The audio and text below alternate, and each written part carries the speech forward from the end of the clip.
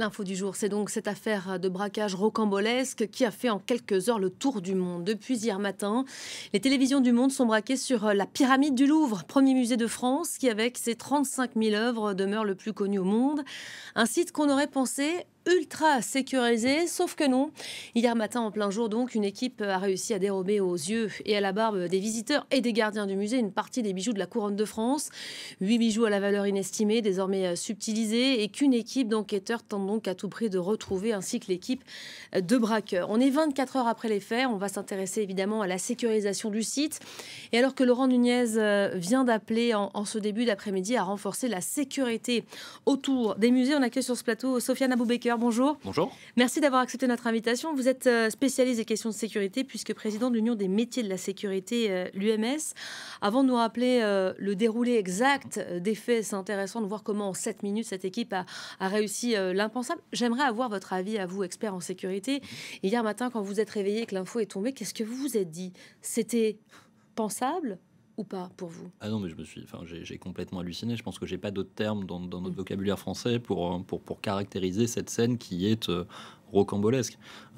Un cambriolage en plein cœur du premier musée du monde, en plein cœur de Paris, un dimanche matin, en 7 minutes. Alors 7 minutes, ce qu'il faut savoir, on reviendra peut-être plus en détail dessus. C'est le temps moyen d'un cambriolage. Mais oui, j'étais halluciné. Là, on est face au casse du siècle. Mais pourquoi? Parce que ça touche à un symbole, le Louvre. Sûrement, ça ajoute aussi un peu à l'affaire et au sentiment qu'on ressent quand on entend la nouvelle. Mais il y a aussi le mode opératoire, forcément. Alors, le mode opératoire... Ce monte-charge comme ça, posté sur le bord de route. Bien sûr. Alors, il y a le monte-charge, effectivement, qui a été posté sur le bord de route. Encore une fois, un samedi matin, en plein cœur de Paris, avec un double réseau de vidéosurveillance. Celui à la fois du musée du Louvre, mais celui aussi du réseau de vidéoprotection de la ville de Paris, qui est géré par la préfecture de police.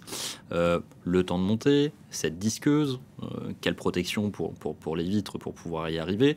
Enfin, On a l'image de nouveau derrière vous de cette grande échelle. Finalement, on dit souvent que ce qu'on essaye de cacher, ça interpelle, ça suscite l'interrogation. Et quand on fait les choses comme ça aux yeux de tous, eh bien, c'est moins visible. Exactement. Ce que l'on voit. Plus c'est gros, plus ça passe. Et là, pour le coup, on est vraiment sur cette caractéristique, sur cet incident majeur.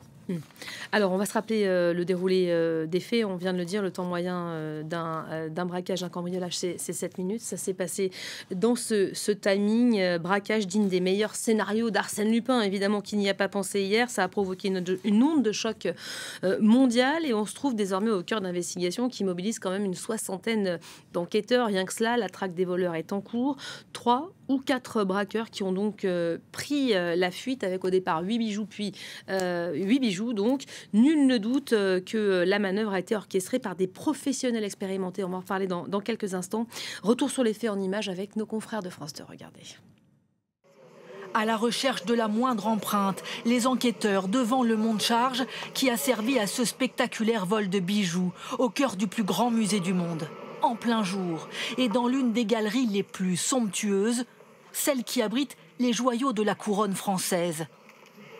Des diamants, des pierres, des perles inestimables. Ce dimanche matin, comme tous les jours à 9 h, le Louvre ouvre ses portes. Les premiers visiteurs commencent à déambuler. Quand, à 9 h 30, au pied de la galerie d'Apollon, côté Seine, 4 hommes se présentent. 2 à scooter, 2 au volant d'un monte-charge. Ils prennent le temps de sécuriser l'emplacement avec des cônes de chantier, puis se hissent au premier étage grâce au monte-charge. Avec cette disqueuse qu'ils ont laissée sur place, ils brisent cette fenêtre. 9 h 34, une fois à l'intérieur, les malfaiteurs, visage dissimulé, s'attaquent à 2 vitrines blindées. Ils menacent les agents de sécurité et dérobent 8 bijoux, parmi lesquels ces parures du Premier Empire, riches de saphirs et d'émeraudes. Mais dans leur fuite, ils laissent tomber au pied du balcon cette couronne de la reine Eugénie, 1350 diamants, endommagés dans la chute. Dans la pièce, le personnel et les visiteurs ne réalisent pas tout de suite. On a entendu du bruit. Quelqu'un qui cogne sur la fenêtre. Le personnel est allé voir et ils ont fait demi-tour rapidement. Ils ont commencé à courir et ils nous ont dit « Évacuez, évacuez ».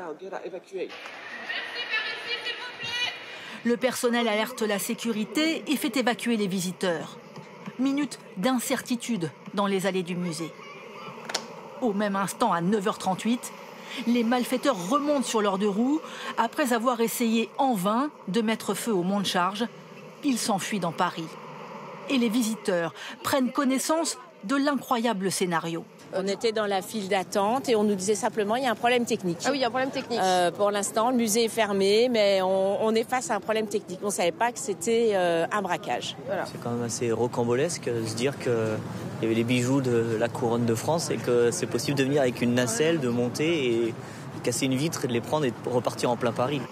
Il n'y a aucun blessé parmi les agents de sécurité et les touristes. Voilà, on vient d'entendre ces touristes, alors pour certains amusés, mais quand même globalement assez médusés par la scène, encore plus ceux qui ont été témoins de ce vol. On va les retrouver. Lou Kissiela, qui est donc notre envoyé spécial au Louvre ce matin. Bonjour Lou. À l'instar de la météo parisienne aujourd'hui, les touristes étrangers faisaient grise mine au moment de l'ouverture parce que le musée qui était censé rouvrir ses portes a finalement décidé de maintenir le site fermé jusqu'à au moins mercredi. Oui, Elisabeth, les portes du Louvre resteront fermées aujourd'hui. Des visiteurs avaient pourtant attendu pendant des heures sous la pluie, mais c'est peine perdue. Ils espéraient rentrer jusqu'à 10h, jusqu'à l'annonce. On ne sait pas encore précisément pourquoi. Aucune explication ne nous a été donnée pour le moment quant à la raison de cette prolongation de la fermeture. Mais bien sûr, on peut supposer qu'il y a un rapport avec le vol des joyaux de la couronne hier. Ce que je peux vous dire, c'est que les touristes avec lesquels nous avons pu discuter ce matin sont très déçus. Pour certains, c'était le voyage d'une vie, le seul moment possible pour voir les quelques 35 000 œuvres du plus grand musée du monde. Mais voilà, ce ne sera pas possible, d'autant que le musée restera fermé demain. Mais c'est parce que c'est mardi, jour de fermeture des musées nationaux. Un mot peut-être des investigations et de l'enquête en cours si le musée reste fermé. On imagine qu'on est en train d'investiguer les lieux, d'enquêter et puis aussi de regarder les failles de sécurité parce qu'on est beaucoup là-dessus. Aujourd'hui, des caméras qui sont à peine visibles dans des espaces où des œuvres d'art sont exposées à la vue et aux yeux de tous. Absolument. Ce qu'on sait pour le moment à propos de l'enquête, c'est que les malfaiteurs ont laissé beaucoup de choses derrière eux. Le monte-charge d'abord qui a été saisi par la police. Les plaques de leur scooter ont été relevées. Ils ont laissé derrière eux un gilet avec lequel ils s'étaient déguisés en techniciens d'intervention, mais également la disqueuse qui leur a permis de briser la fenêtre puis la vitrine. Et puis aussi la couronne bien sûr de l'impératrice Eugénie. Avec tout ça, on peut espérer peut-être pouvoir identifier des empreintes génétiques et remonter le profil des malfaiteurs qui sont sûrement connus puisque ce casse montre tous les signes du grand banditisme. Le ministre de l'Intérieur n'exclut pas une ingérence étrangère. Le ministre de la Justice, Gérald Darmanin, lui, admet en tout cas avoir failli et dit que ce vol donne une image pitoyable de la France. Il ajoute également, et je le cite encore, qu'à la fin la police gagne toujours. Pourtant, en 1998, lors du dernier vol au Louvre, c'était une toile du peintre français Camille Corot, eh bien, cette toile, ce tableau, n'a jamais été retrouvé. Merci beaucoup, Lou Kissiela en direct donc du Louvre. Sofiane Aboubaker, on vient de dire beaucoup de choses. On vient de parler notamment de l'enquête qui a été ouverte donc dès les premières heures. 60 enquêteurs mobilisés pour évidemment traquer les malfrats. Sur l'origine de cette équipe, déjà on parle de 3 ou 4 braqueurs. Ce sont des professionnels aguerris, ça, on est d'accord là-dessus. Il n'y a aucun doute là-dessus. C'est une opération de grand banditisme, comme on n'en a pas vu depuis des années. Il y a probablement un certain nombre de repérages qui ont été faits avant, d'où la fermeture du Louvre aujourd'hui, parce que dans le cadre des enquêtes qui sont menées par des enquêteurs extrêmement spécialisés, c'est la brigade de répression du grand banditisme, toute l'équipe est mobilisée pour pouvoir retrouver les auteurs de ces crimes, avec l'appui en plus d'une division spécialisée qui traite les objets d'art, le vol d'œuvres d'art, la traque d'œuvres d'art sur le marché mondial. Donc, on a déjà une équipe spécialisée qui potentiellement a laissé des traces quelque part. Est-ce que c'est dans le musée? Est-ce que c'est ailleurs? En tout cas, ça, c'est tout le travail. On est en train, au moment où l'on se parle, de peut-être visionner aussi les caméras de surveillance. Mais bien sûr, on visionne les caméras de surveillance. En tout cas, ce qu'on peut visionner, parce que vraisemblablement sur une caméra de surveillance, en tout cas de vidéosurveillance du musée, il y a probablement des défaillances qui sont pointées par la Cour des comptes, en tout cas en stade préliminaire. Donc on a tout ça. Et donc le travail d'enquête, c'est véritablement de pouvoir réaliser toutes les investigations pour comprendre ce qui s'est passé, voir où sont les failles, de façon à ce que demain, ça ne se reproduise plus également. Alors, j'aimerais puisque vous l'évoquez, qu'on parle de ce pré-rapport de la Cour des comptes qui était censé être rendu public au mois de novembre prochain, mais que nos confrères de France Info ont révélé ce matin, un document qui pointe des retards considérables et persistants dans la mise aux normes des installations techniques du musée le plus visité au monde, notamment dans le secteur de Lyon où se trouve la galerie d'Apollon cambriolée, mais aussi la Joconde.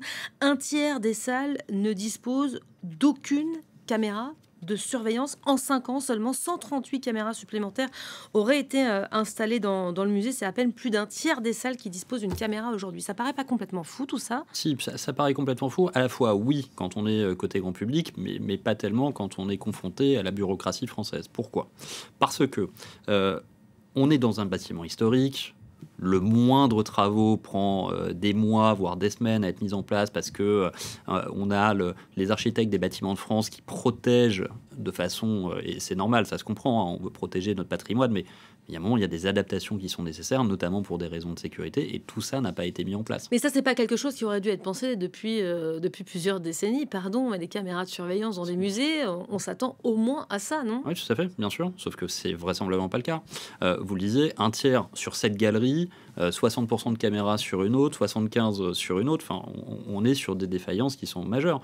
Mais à la limite, qu'on n'ait pas de technologie d'un point de vue de sûreté, c'est-à-dire la protection des vols et des agressions, c'est pas une difficulté en soi si on met des moyens humains derrière. Et là, le problème, c'est que les moyens humains n'étaient pas au rendez-vous.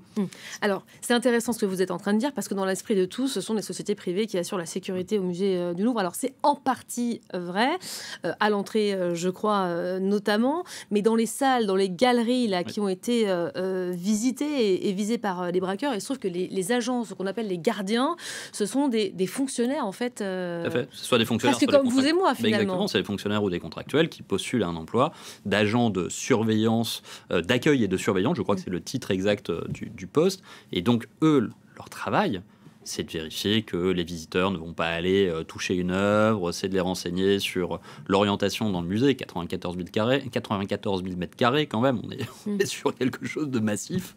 Et en termes de moyens humains, ça nécessite beaucoup de monde. Bien sûr, ça nécessite beaucoup de monde, mais surtout au-delà de ça, ça devrait nécessiter des formations spécifiques. Et c'est pour ça que les professionnels de sécurité privée aujourd'hui sont à même de pouvoir, même en absence de moyens de sécurité électronique, détecter des comportements anormaux. Ils sont formés pour ça. Mais en termes de moyens humains, on entend les syndicats dire aujourd'hui qu'en 10 ans, 190 postes de sécurité ont été retirés. Ça fait 15% de l'effectif supprimé, ce qui pose quand même la question. Mais bien sûr. Mais en fait, le problème en matière de sûreté et de sécurité, c'est qu'en France, on n'a pas de culture générale de sûreté-sécurité par rapport à d'autres pays européens ou anglo-saxons.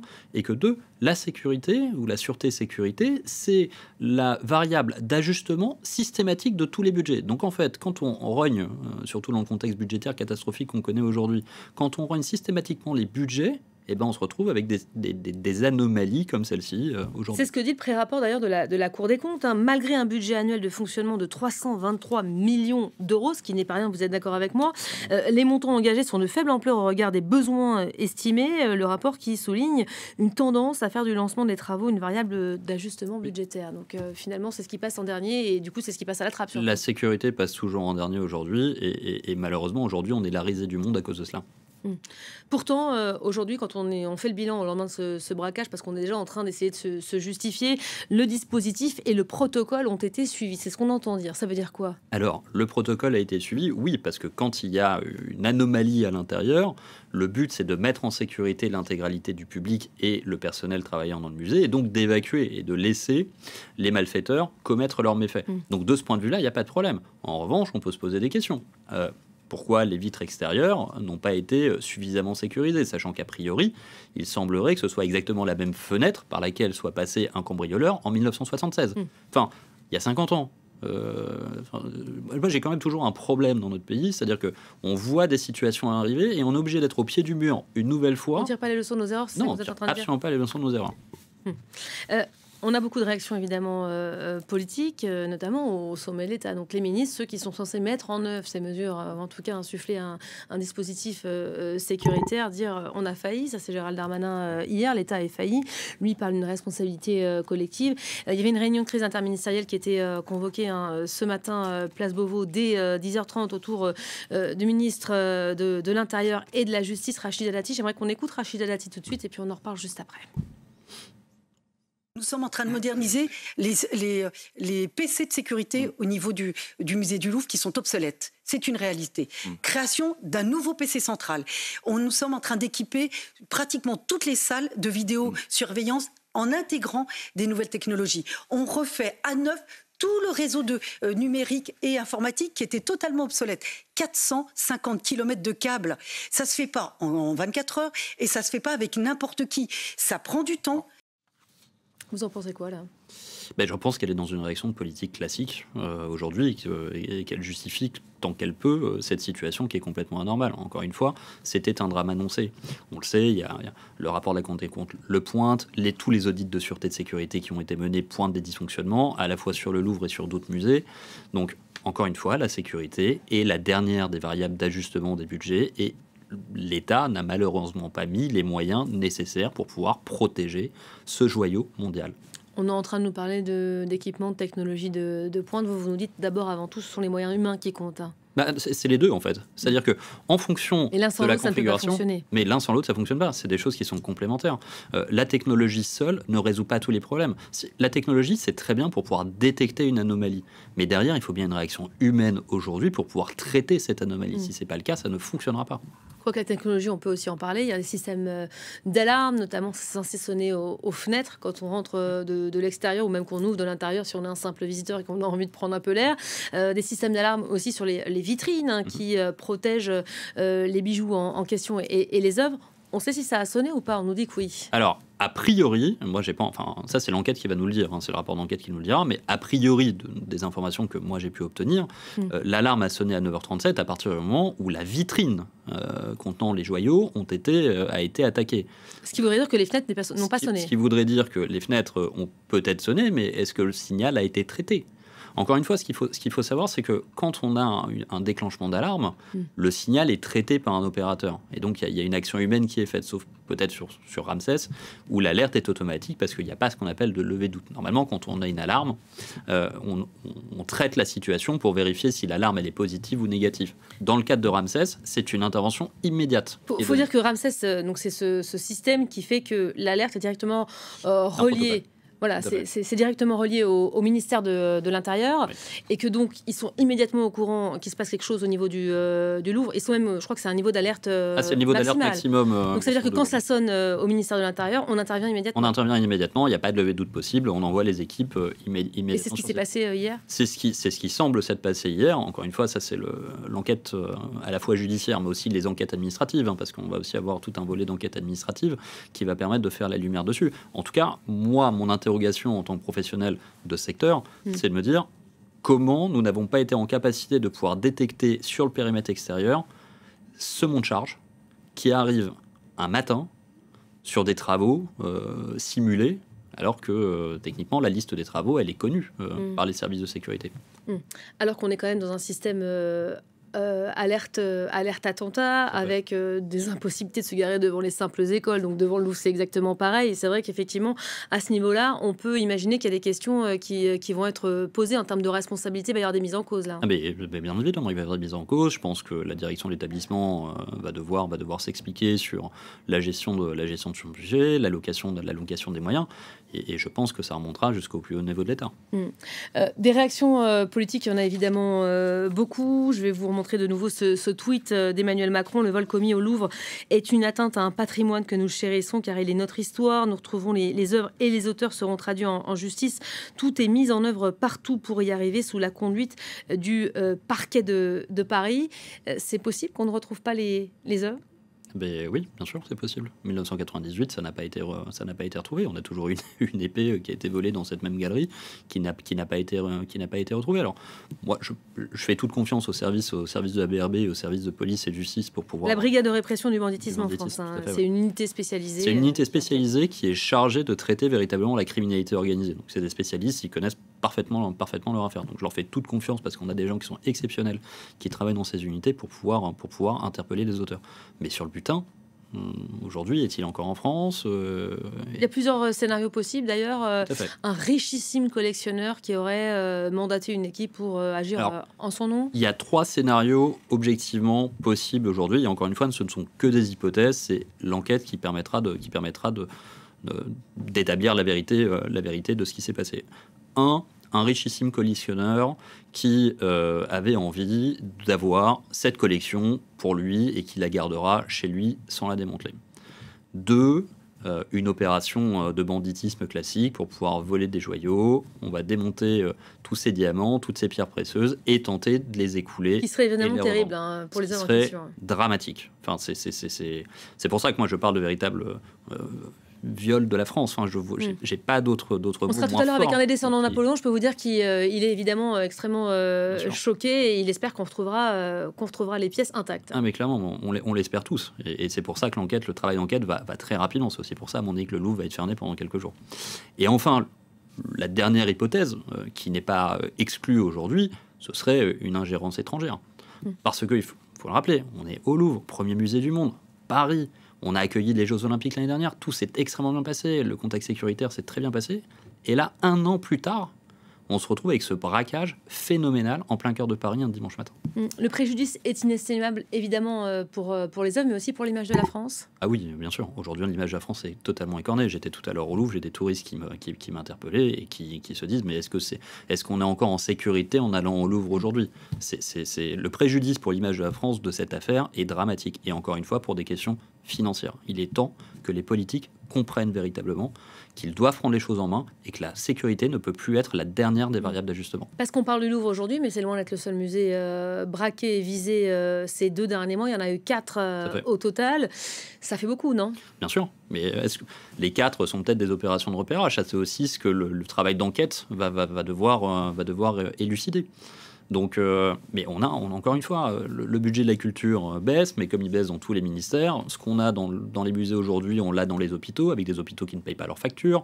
Enfin, on est dans une situation qui est catastrophique, d'où peut-être la catastrophe, cacophonie politique qu'on connaît des 2 côtés de l'échiquier. Vous faites le lien, vous, clairement. Oui, clairement. Le projet de budget est en train d'arriver en commission des finances aujourd'hui, justement. On va étudier, on va débattre et s'écharper, on n'en doute pas, sur cette question du budget. Vous faites clairement le lien avec, évidemment, les restrictions et les coupes budgétaires. Mais clairement, pourquoi? Parce qu'encore une fois, sur les questions de sécurité, à chaque fois que l'on discute, le préalable, c'est la formation. Donc la formation, ça nécessite des moyens. La création d'une culture de sécurité, ça nécessite des moyens. Et on ne met pas, et l'État ne met pas, comme certaines entreprises privées, les moyens pour assurer la sécurité. C'est pas uniquement une question de culture. Vous disiez que notre rapport à la sécurité n'est pas le même que dans d'autres pays. Si on avait plus d'argent, plus de budget, ça changerait forcément le rapport à la sécurité? Bien sûr, parce qu'on le concevrait de façon complètement différente. La sécurité, c'est pas un centre de coût.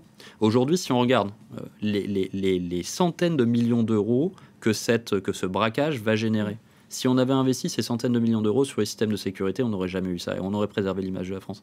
Et ça, c'est ce qu'on a véritablement dans toute la chaîne en matière de sûreté et sécurité dans notre pays. Voilà, cette image qui est derrière vous et qui parle d'elle-même, cette simple planche de bois, image en direct apposée sur le trou de cette fenêtre qui a donc été fracturée hier par ces braqueurs aux yeux et à la vue de tous. Peut-être un dernier mot, ce braquage qui est quand même un beau coup. Les braqueurs du monde entier sûrement doivent regarder cette équipe de loin en se disant ils ont réussi un sacré coup, non? Ah bah c'est le cas du siècle. Aujourd'hui, c'est clairement le cas du siècle. Je pense qu'il n'y a pas... Louvre, premier musée au monde, les joyaux de la couronne de France, on est sur le cas du siècle. Donc mieux qu'Arsène Lupin, finalement. C'est mieux qu'Arsène Lupin, là. Ouais. Je pense que, à mon avis, certaines, ça donnera lieu à quelques films, voire séries dans les années qui viennent. J'en ai aucun doute. Peut-être Netflix qui s'emparera de l'histoire dans quelques années. Merci beaucoup, Sofiane Aboubaker, d'avoir été l'invité de l'info du jour au lendemain, évidemment, de ce braquage dont on va continuer à vous parler avec notamment l'un des descendants de Napoléon qui sera avec nous dans quelques instants. Restez à nos côtés. À tout de suite.